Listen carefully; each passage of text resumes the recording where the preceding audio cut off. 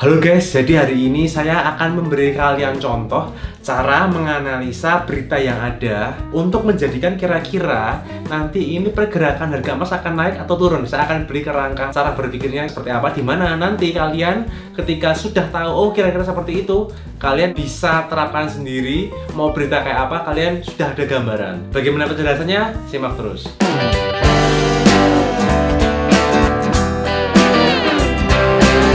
Jadi contohnya kemarin tanggal 19 Agustus malam hari muncul berita Bank Federal Reserve di Amerika ini menyatakan bahwa stimulus-stimulus yang pernah diberikannya di waktu yang lalu telah menunjukkan tanda-tanda positif. Bagi kamu yang belum tahu stimulusnya kayak apa, bisa cek di video saya sebelumnya ya. Di sana ada penjelasannya stimulusnya kayak apa, di mana stimulus itu dibuat karena adanya COVID ini. Di video yang lalu juga saya bilang semua yang membuat market menjadi confidence, meningkatkan market confidence itu akan membuat orang tuh dari tadinya takut, yaitu memegang emas. Jadi kalau orang takut, aduh semua kok drop turun gitu, krisis gitu ya. Misalkan nih contohnya biasanya pegang saham atau pegang investasi lainnya.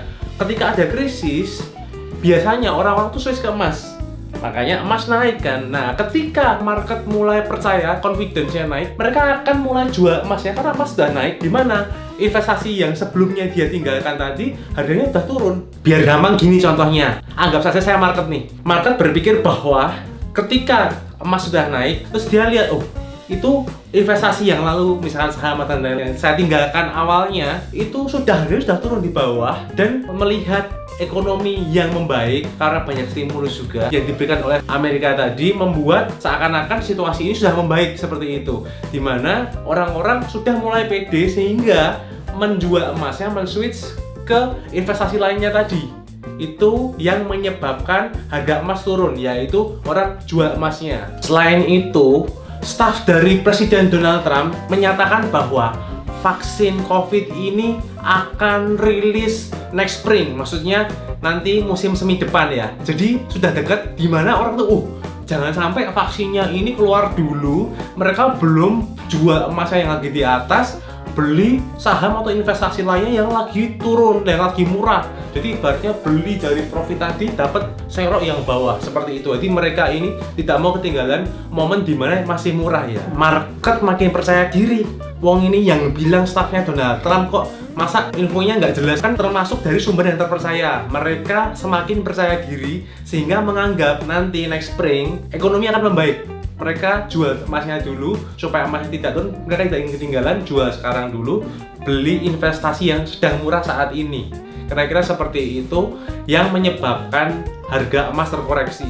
Ditambah dengan banyaknya fund manager yang ada di Amerika ini mengatakan bahwa harga emas ini overbought, overpriced, yaitu jika di atas 1950 US dollar per troy ounce ini termasuk overpriced dan overbought, ini termasuk mahal. Mereka tidak menyarankan untuk beli lagi, sehingga banyak para investor yang akhirnya jual. Hari ini pas saya buat video, harga emas ada di 1930 sampai 1940 US dollar per troy ounce. Dimana kalau kalian yang long term boleh beli, tapi kalau kalian short term wait and see dulu. Kenapa wait and see? Karena kalau dilihat secara grafik ya ini ya, pergerakan grafik harga emasnya ini masih bisa terkoreksi di bawah 1900 US dollar per troy ounce. Maka bagi kamu yang mau short term bisa tunggu dulu, wait and see, tergantung nanti ada berita apa ya. Karena tadi saya bilang bisa di bawah 1900 itu adalah ketika secara grafik saja, dimana kita tidak tahu ada news yang bakal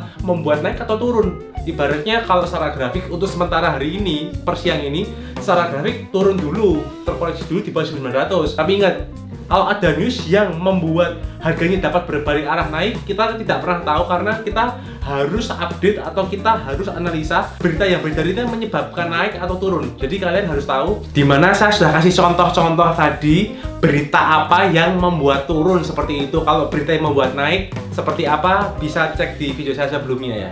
Ya kira-kira misalkan ada berita-berita yang membuat orang gelisah. Contoh misalkan kayak berita yang mengangkat sengketa antara Amerika dengan Cina. Jadi ingat, untuk yang short term wait and see, untuk yang long term sudah boleh mulai beli. Kenapa kok yang short term nanti aja dulu wait and see? Karena kita lihat kemarin supportnya, harga support itu selalu ditembus ke bawah ya.